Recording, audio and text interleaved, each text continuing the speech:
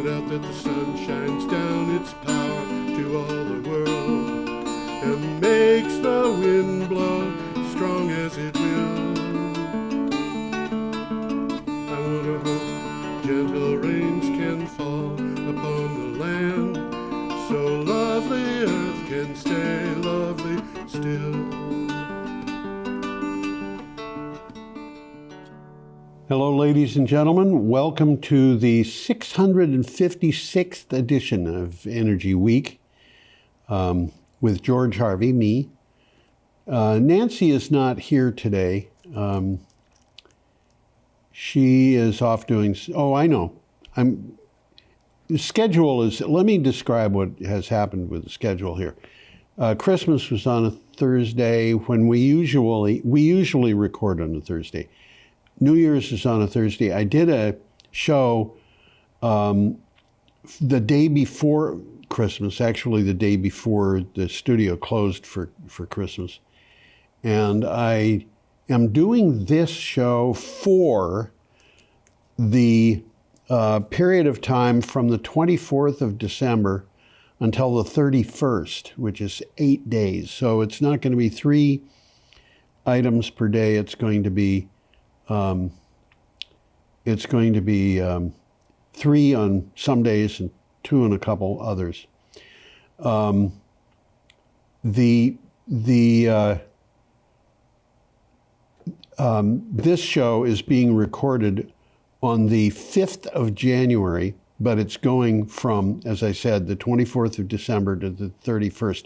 I will be doing a show on the 8th of January for the 1st to the 7th. Okay, now that I've confused you sufficiently, we can start off. This show is a news aggregation show for energy and climate change. It is made up of news articles from my blog, geoharvey.com, geoharvey.com, which is a news aggregation blog. I usually put up 15 news items. I can do as few as 10 if I can't really find a lot of good news links. But every item has got a title, a synopsis, and a link. About half of them have got photographs. I take the ones that I like the best and I put them up on this show. Now,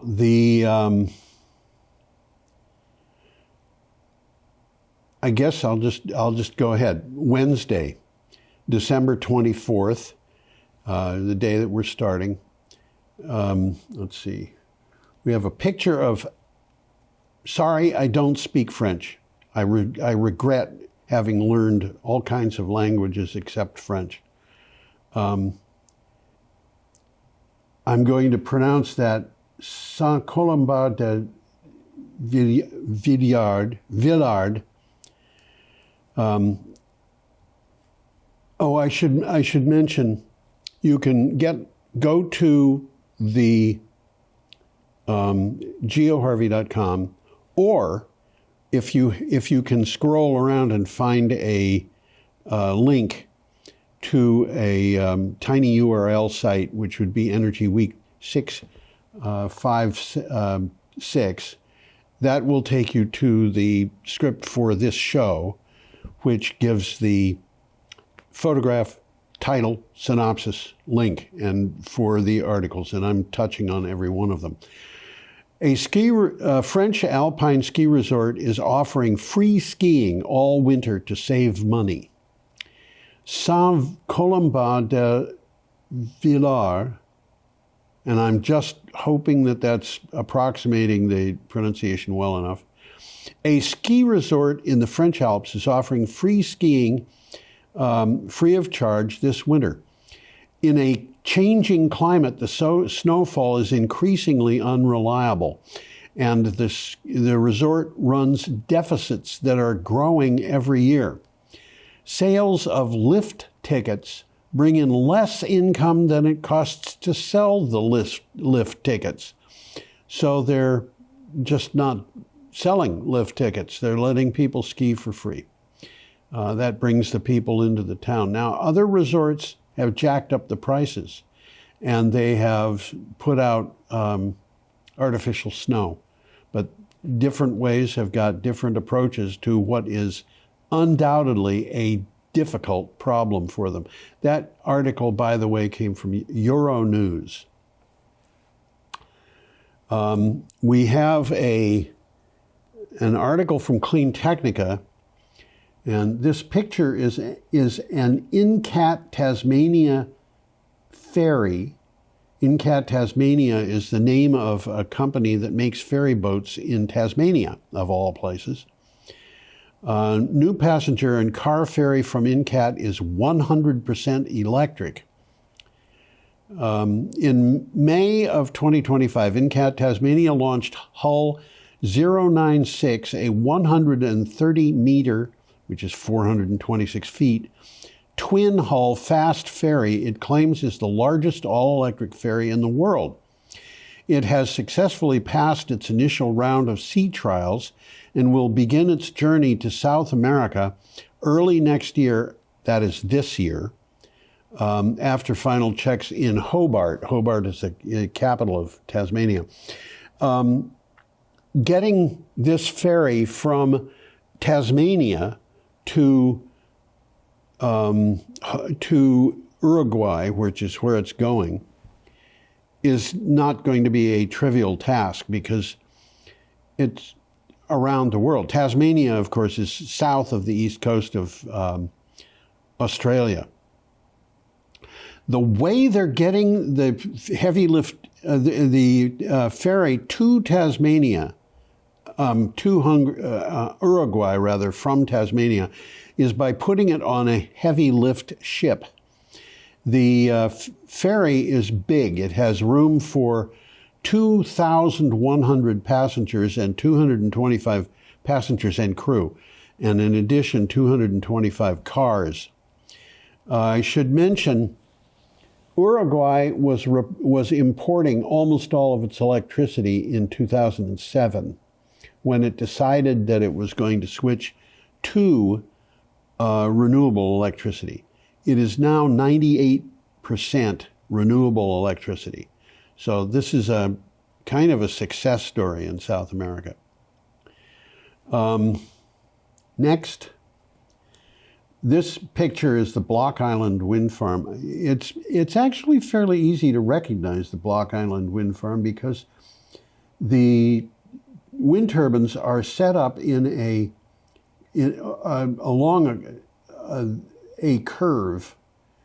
And if you recognize the foundations of the wind turbines and you recognize the curve, you've probably got the Block Island wind farm. This is from ABC News.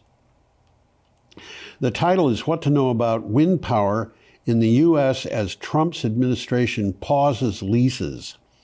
The Trump administration's decision to pause 5 offshore wind leases will have impacts on the nation's wind energy sector, according to energy experts. Halting these offshore wind projects would waste time and eliminate 6 to 8 gigawatts of power. It amazes me that Donald Trump or his administration would do this. Absolutely amazes me because it is going to sow confusion and wreak havoc. The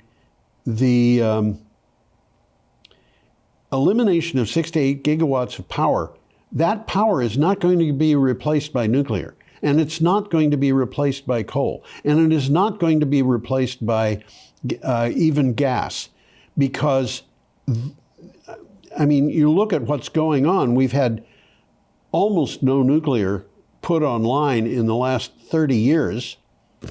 It literally takes a dozen years to put on a nuclear plant in the United States. I know that they're building plants on Army property in Idaho, and some of them are supposed to be done this year. Those are 1 megawatt plants, typically. They're test facilities. They're being done on military land under military guidance. They don't even have the Nuclear Regulatory Commission engaged in them. No coal plant has been built in the United States in the last 12 years, and natural gas is constricted by pipelines. It takes a long time to build this stuff. Wind power, one of these plants that the Trump administration paused the lease, which meant that they couldn't build it anymore. Honestly, I forget which one it was. It had, of all the turbines that were going in, all but one had already been installed. Vineyard Wind, as I recall, had 80% of the turbines installed, and 500 megawatts is already being delivered to the grid. But this is astonishing that they would stop this at the point that they did. And on top of everything else, what's happening here is Ørsted, for example, owns two of these projects and is building a third. And they are in a position where this is a big loss to Ørsted, which is a Norwegian company.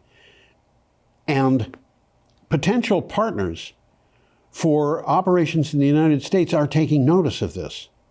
The United States is not any longer a reliable partner in the opinions of people all over the world. And this is, Donald Trump knows about brand. He knows about branding. And this is extremely destructive to the American brand. And it just astonishes me. Anyway, we have a picture here of a carob tree in Spain. Look at how thick that trunk is and how broad that tree is. This is from Euronews. The title of this story is "Chocolate Could Disappear by 2050. Could this climate-resistant alternative take its place?"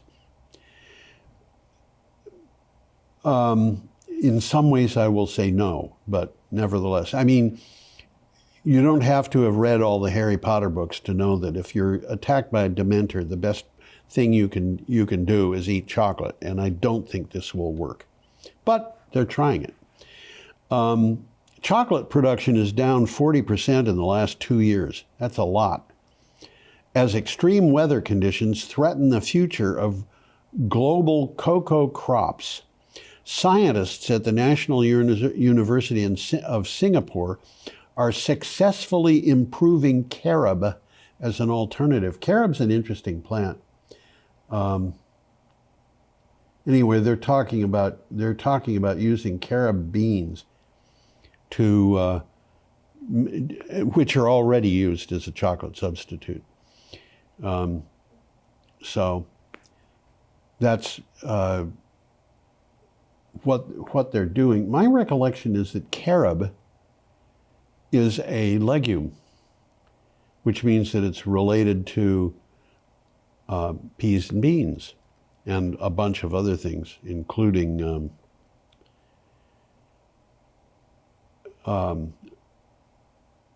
what is the tree? Oh, locust trees. But nevertheless, this is what they're doing. Okay. The next picture is a picture of a passenger ship. And I had to find a passenger ship. I think that's the silliest looking passenger ship I've ever seen. Nevertheless, if you look at the size of it, it's gigantic.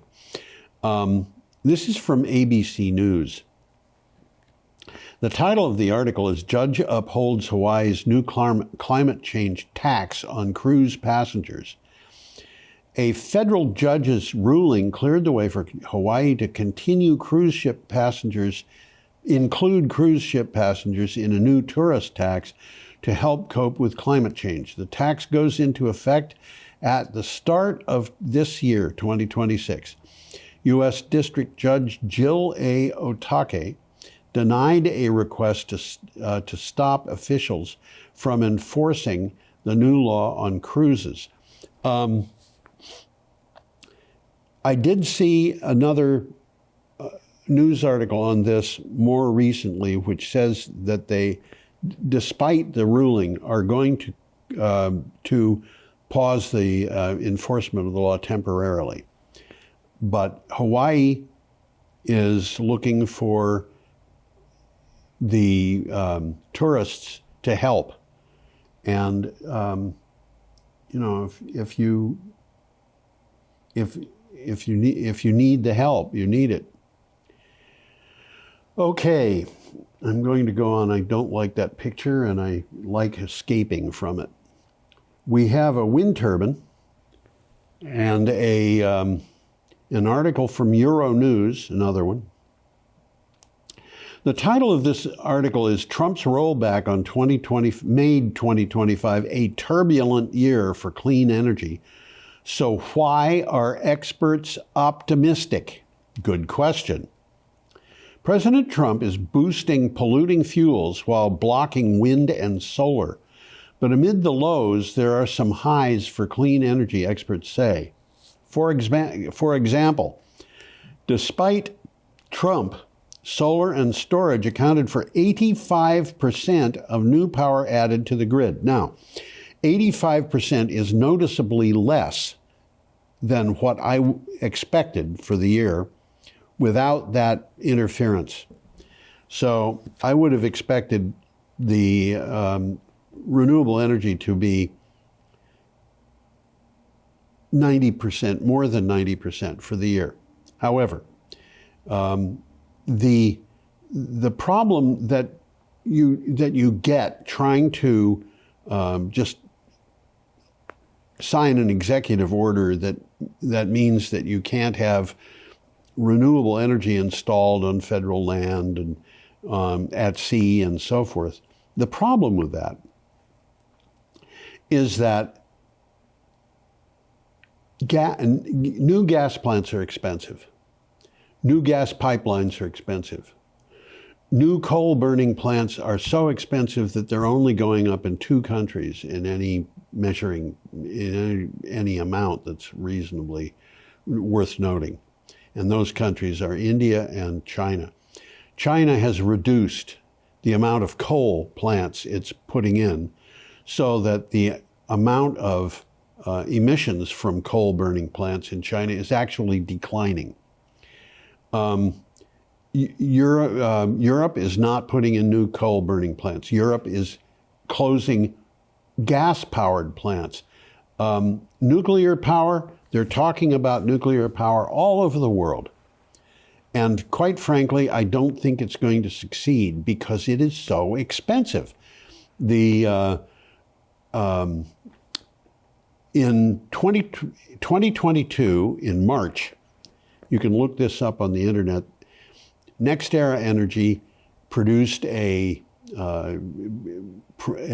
presentation to its shareholders explaining how they are going to invest over the next 10 years, which is up to 2032. They had no investment going into nuclear, gas, or coal. And their reasoning in the document, which you can find, I think it's on page 124. I've forgotten the page. It might not be 124. But if you go through the document, you can find they're expecting that by 2030, near-firm solar and near-firm wind are going to cost, both of them, less than 3 cents per kilowatt hour at wholesale. Where nuclear, for example, would from new plants would cost upwards of 10.5 cents per kilowatt hour wholesale. That means that new nuclear plants cost 3 times as much as solar and wind. I should mention, by the way, they say near firm means at least as reliable, backed up by batteries to the point where it is at least, solar and wind are at least as reliable as nuclear for meeting demand as it develops in peak demand times. So this is, it doesn't make economic sense. So I think what's going to happen is not that we're going to have a resurgence of fossil fuel power plants or nuclear power plants, but just that we're going to have turbulence, chaos in the market.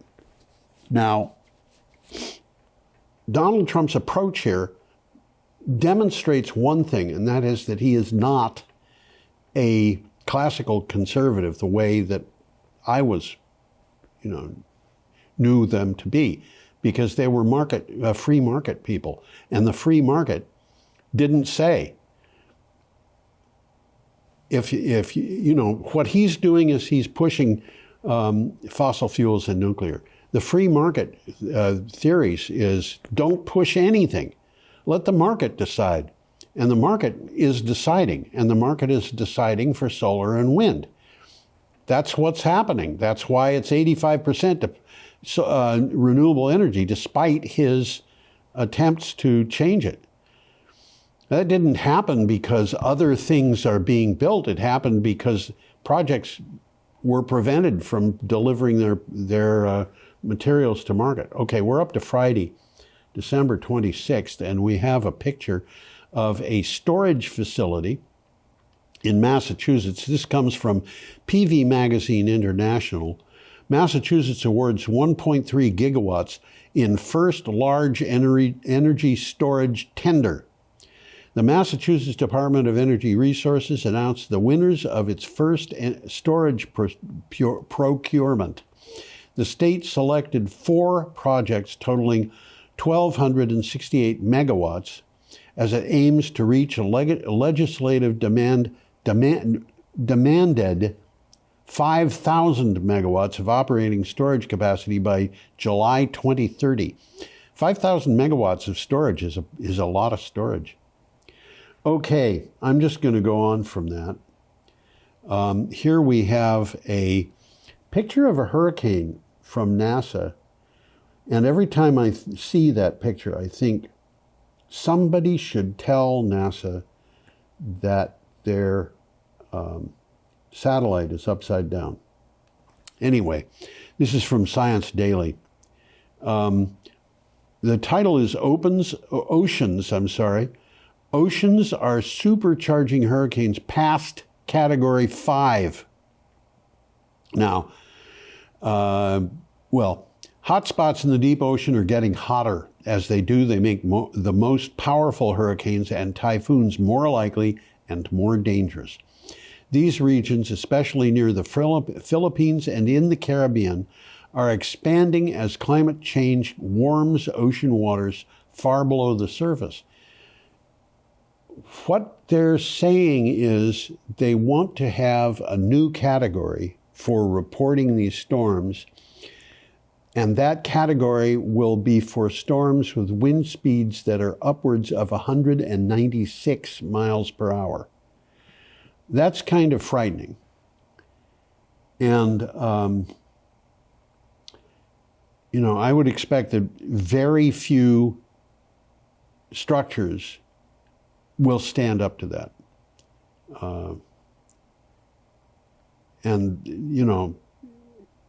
It would be important to do that because we wouldn't have a category for some storms. Okay, we're up to Saturday, December 27th. We have a picture of a wind farm. This is the International Renewable Energy Agency, which is a United Nations agency that have produced that photograph. I don't know where the photograph is. And the article comes from the Eastleigh Voice. That is Eastleigh. I'm pronouncing it Eastleigh. It might be pronounced some other way. Renewable energy hit records in 2025, but world drifts off track on 2030 targets. And the synopsis says renewable energy posted historic gains as of the end of 2025. Nevertheless, the pace remains insufficient to meet the international goal of tripling renewables by the end of the decade, according to the International Renewable Energy Agency analysis. Now, I would say I don't feel really bad about this, because the world is starting to catch up. We knew all along we were not playing the end game at the beginning. It takes time to ramp up production, and that ramp up is going on. And what's happening in the United States is a minor setback considering the world at large. So I don't feel too bad about this. And we'll just have to see how things go. But I think that it isn't as bad as it sounds. That's what I'm going to say. Okay. We have a picture of representative solar panels. These are, I think they're solar panels in India, which is where this story relates to. The source of the story is a publication called Desh Gujarat. And the title is GIPCL completes 600 megawatt solar power project at Kavda with commissioning of final phase. Gujarat Industries Power Company Limited, which is GIPCL, commissioned the final phase of its solar power project at Kavda in Kutch, making the total operational capacity of the site 600 megawatts. The project is in the 2,375 megawatt renewable energy park at Kavda. The Indians are building huge energy parks for renewable energy, both solar and wind power. And this just is a project that makes up tiny bit over a quarter of what is expected to be put into this renewable energy park.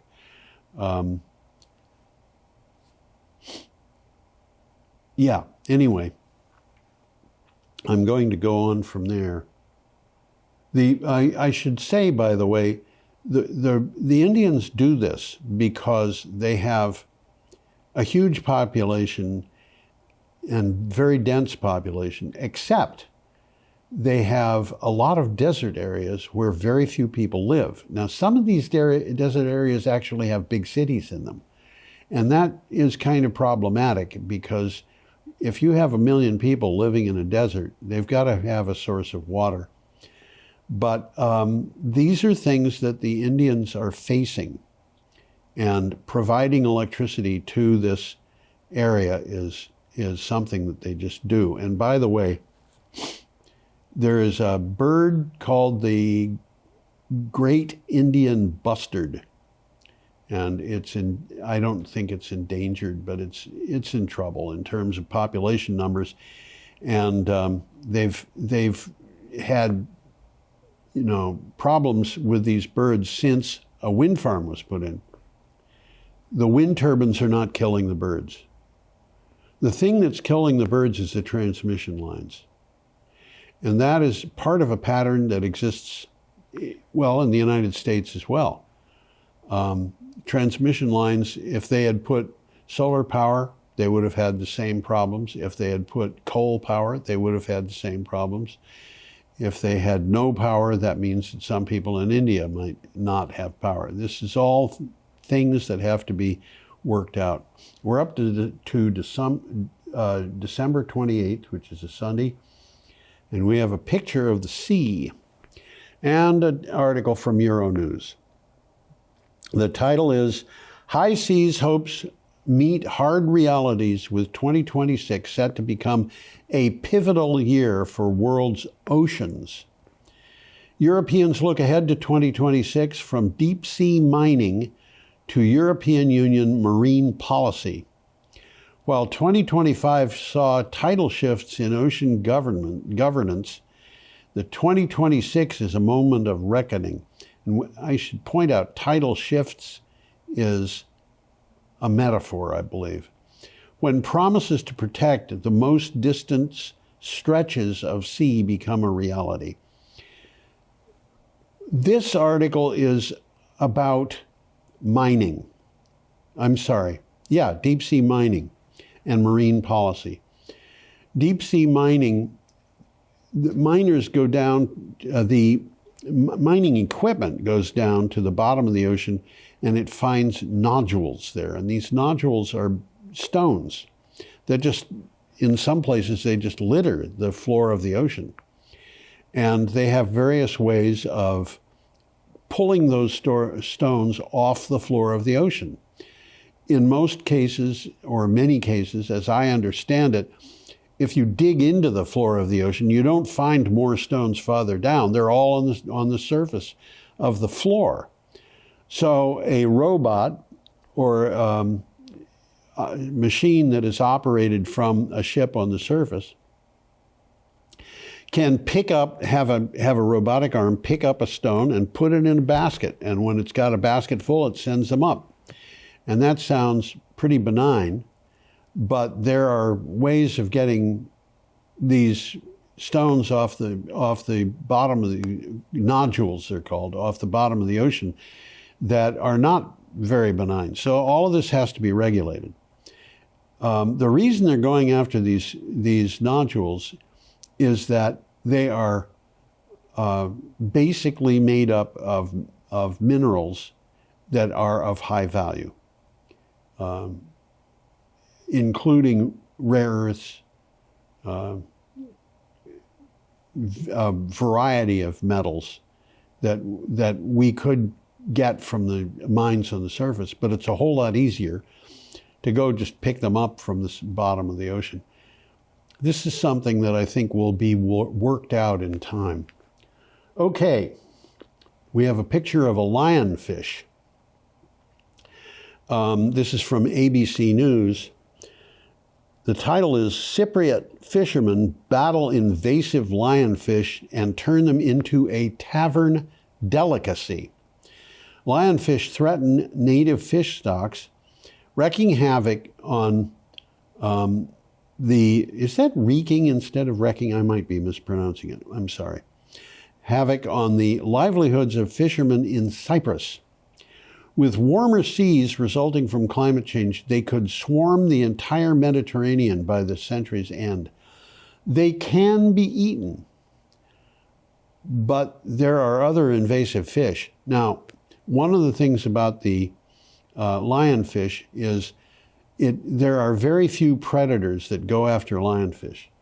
And if you look at the picture and you see the spines on the lionfish, those spines are tipped with venom.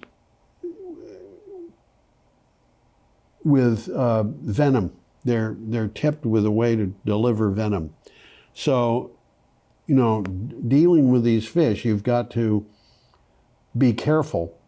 The poison in the fish is enough that if a swimmer ran into one of these things, he'd be in pain. And a child who ran across one of these things could actually be killed by it, as could people who are elderly or allergic to lionfish venom. I don't know anybody who knows that he's allergic to lionfish venom. These fish are also they're invasive in the United States. They are an invasive species on the East Coast and the Gulf Coast of the United States, particularly in Texas and Florida. So this is something that is not good. Okay, we're up to Monday, December 29th, and we have a picture of wind turbines and an article from Microgrid Media. Renewable energy becomes the world's biggest source of electricity. One good reason why, actually this is what it is evidence that renewable energy is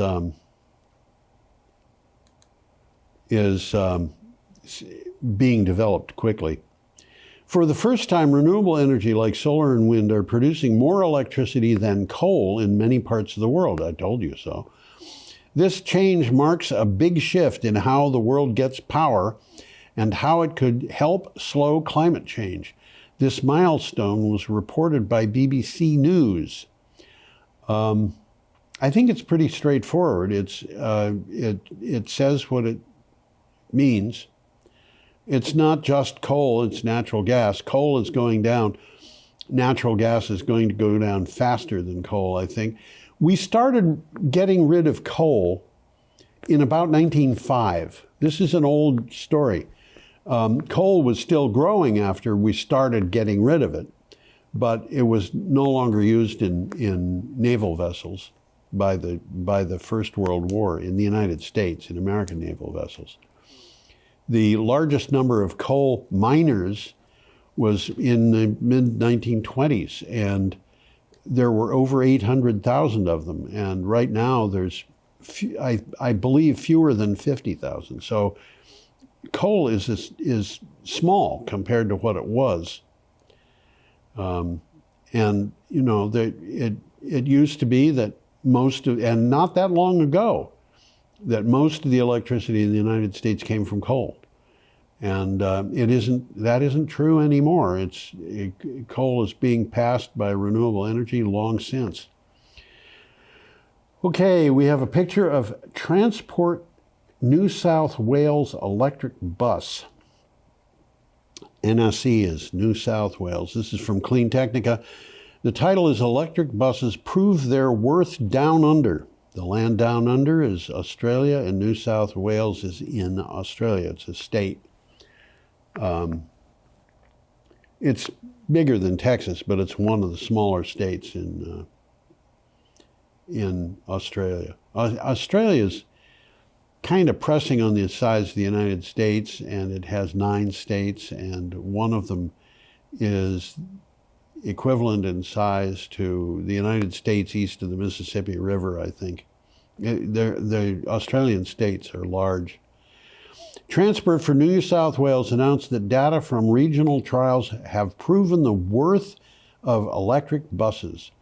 12 electric buses in a trial delivered generally positive outcomes covering more than 300,000 kilometers.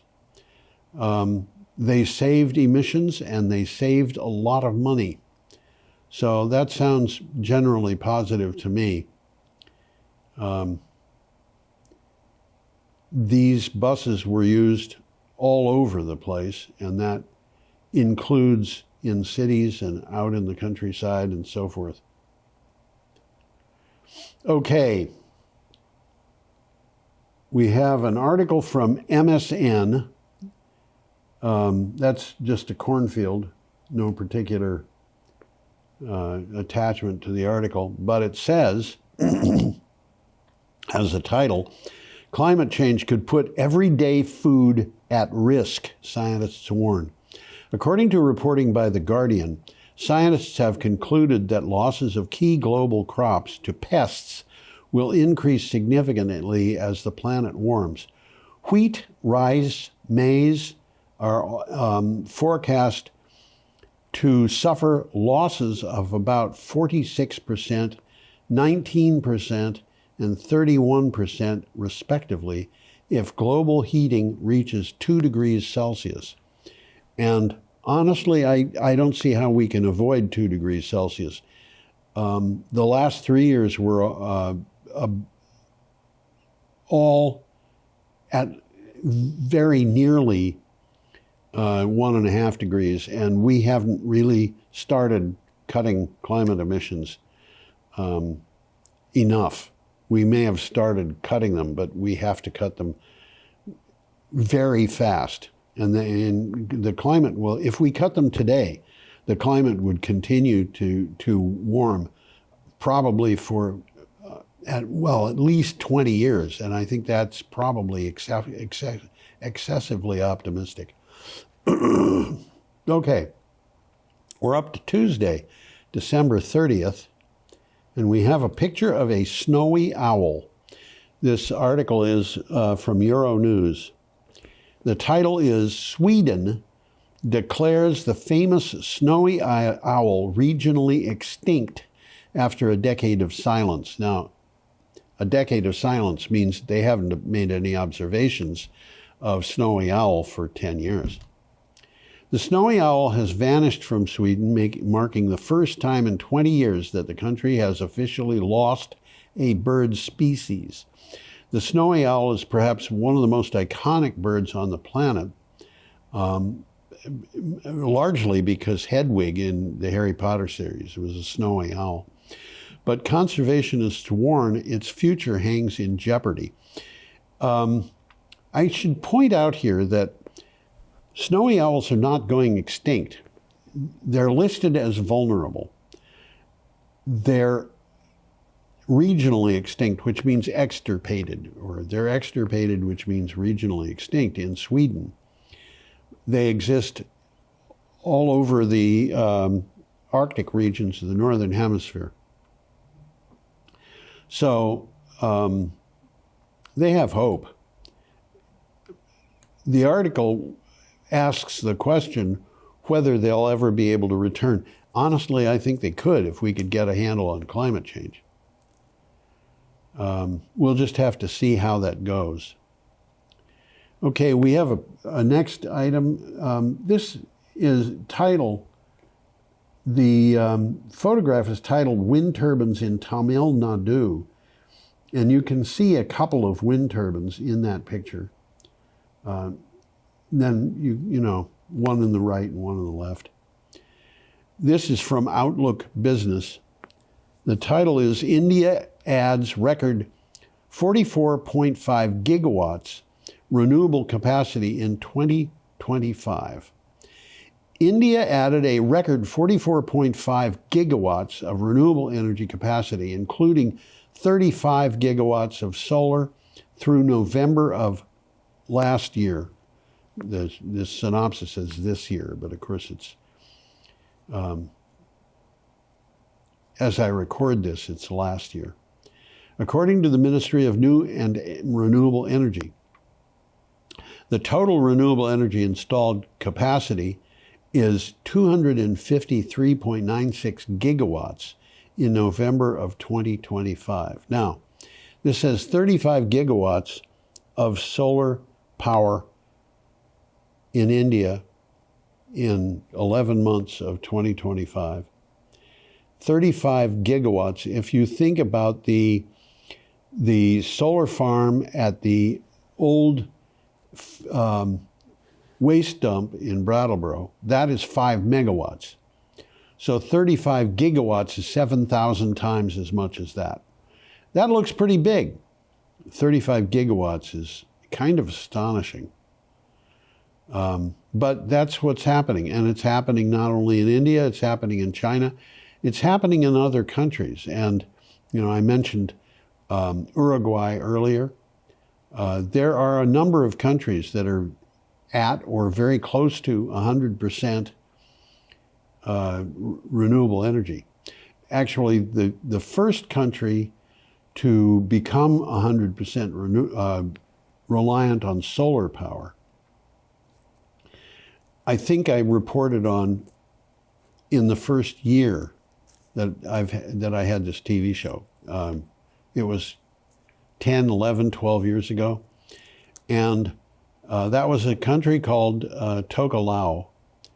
And it is 100% reliant on solar power. It has solar power panels. It has battery backup so that they've got power all night. And of course, they have to worry about what happens if the battery runs out. I mean, you can have big storms that last for days. So you have to ask, what are you going to do? And the way that they dealt with that is to have diesel generators. But the diesel generators are reliant on, it's a natural oil that they grow locally. I think it might be coconut oil. That kind of thing is common. Norway is 98%, 99%, close to 100% renewable. Iceland, you know, has a different energy mix than Norway. Albania is another one. Portugal is actually bent on getting to 100% renewable energy. Bhutan is another one. Costa Rica is another one. You know, it's these just go on and on. So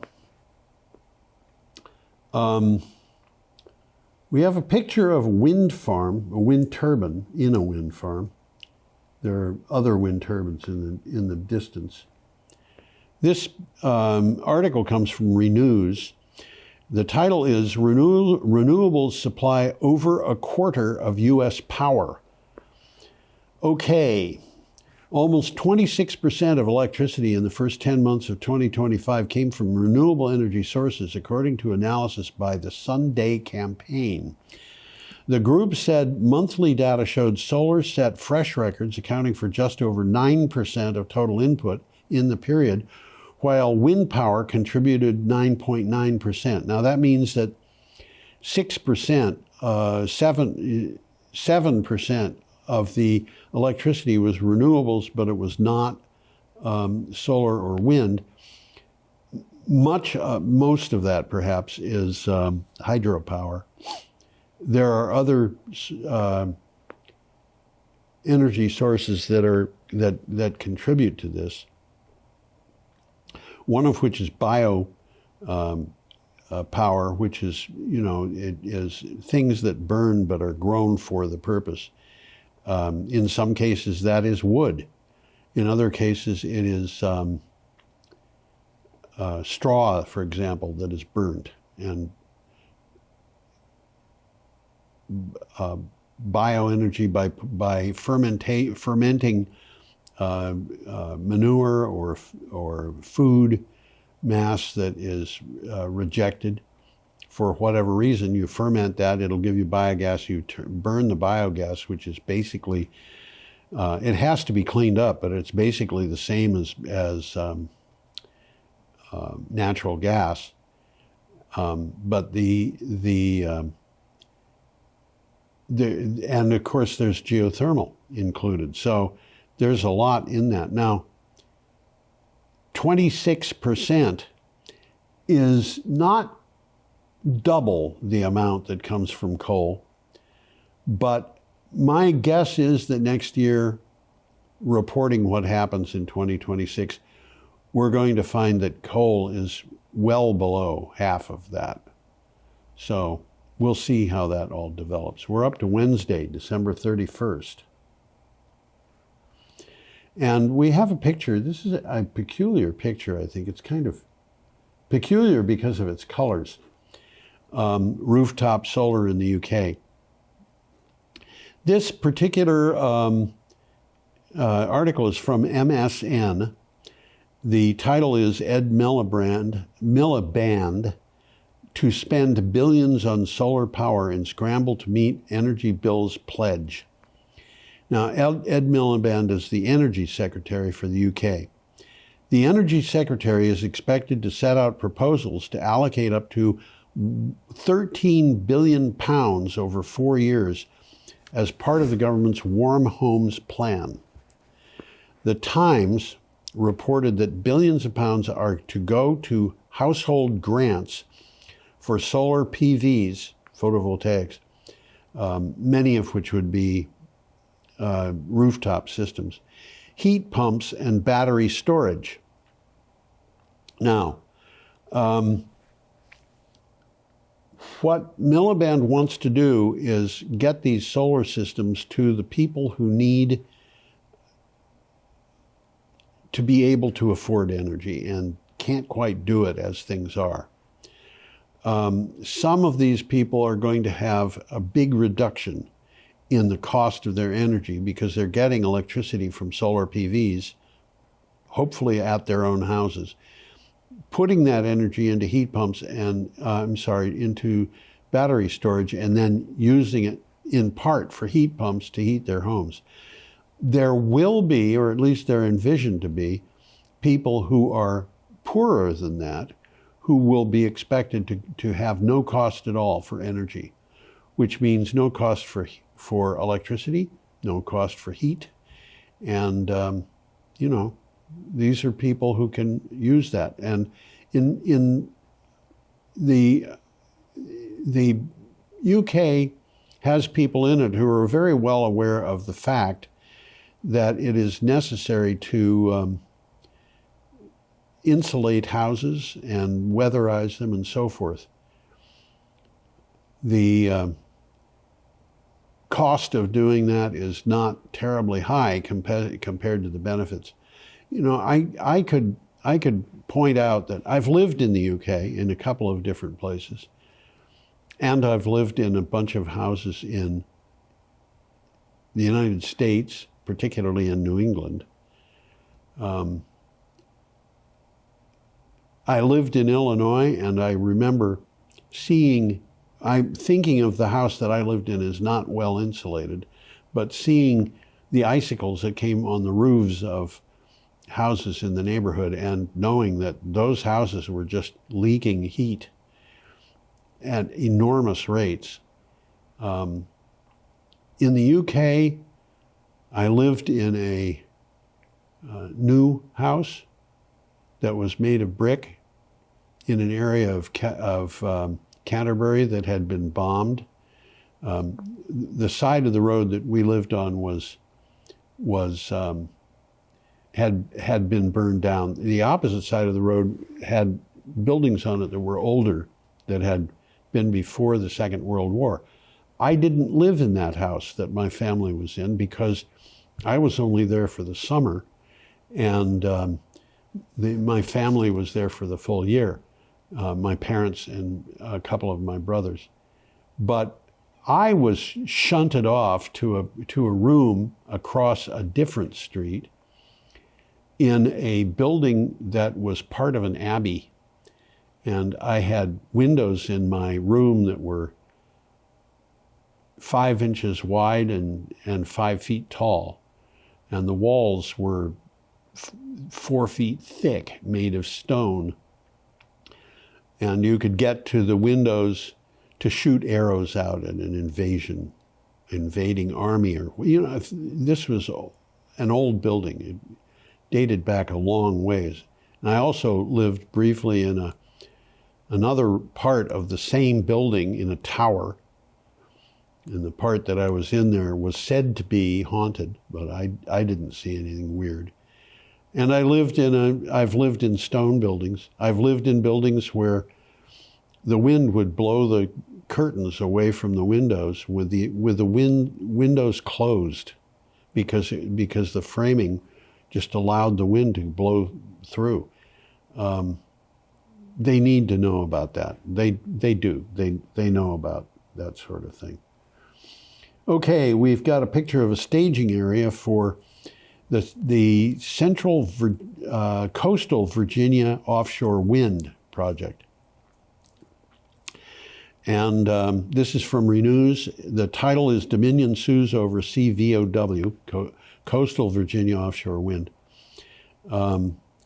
Stoppage. Dominion Energy. Now, Dominion is a utility in Virginia, and it owns this project.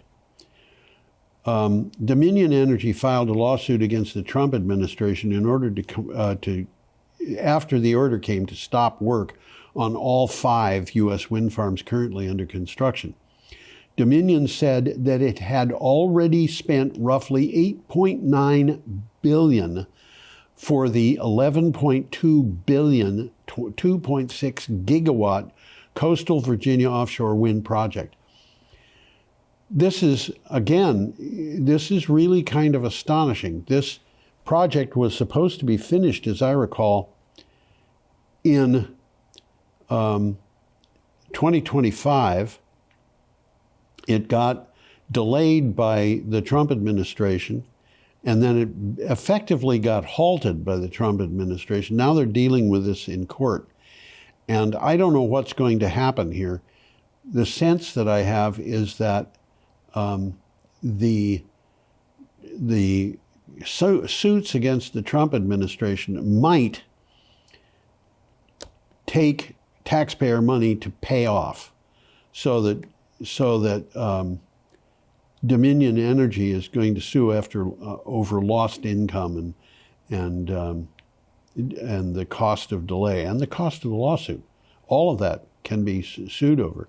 And it could be that U.S. taxpayers are going to make up for the damage that's done to Dominion Wind. I don't know. Anyway, this is our last story, I believe. Yes, it is. Lowest cost solar power. This is from Euronews, Positive Environment Stories of 2025. And believe me, there's a lot of stories that are positive. Stress, fear, anger, and grief are among the negative feelings that can come up when we're confronted with the reality of a warming Earth. With constant stories of lives lost or ruined by extreme weather, it's hard to escape the gravity of climate change. But there are also stories of hope, and here are some of them. And I'm just going to go through these quickly. First, economic growth is no longer linked to fossil fuel use. What that means is you're getting countries where the gross domestic product is increasing, but fossil fuel use is decreasing. There may be a Nobel Prize for climate and planetary health. Money is being sought and found to support that. Another, over 40 years, green turtles went from being classified as endangered to being classified as least concern. That is a huge change. It indicates success specifically for green turtles, but there has to be an overall larger success because they have to be in a clean environment. Another, wind and solar power have overtaken coal. We've seen that in this particular edition of Energy Week. Another, solar power is now the cheapest climate.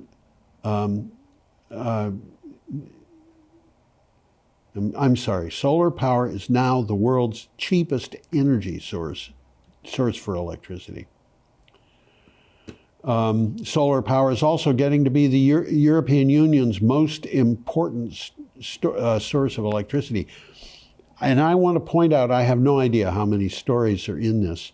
I had to prepare this, but I didn't count them. There were a lot, and I just took a few of them that looked like they would be interesting to measure. There are a lot more stories of hope, and there are a lot of new stories of hope, and some of them are stories that I had no idea were going on, despite the fact that I was involved in this. Anyway,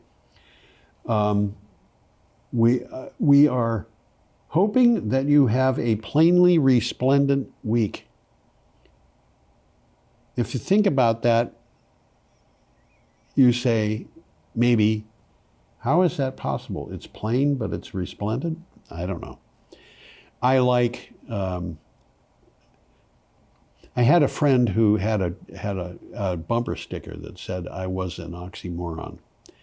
And he said that means that he was operated in military intelligence. And anyway, I hope you all have a plainly resplendent week. I hope you enjoyed this show, and I hope that you come back next week. I will be recording the next show on Thursday, so we're kind of returning to a normal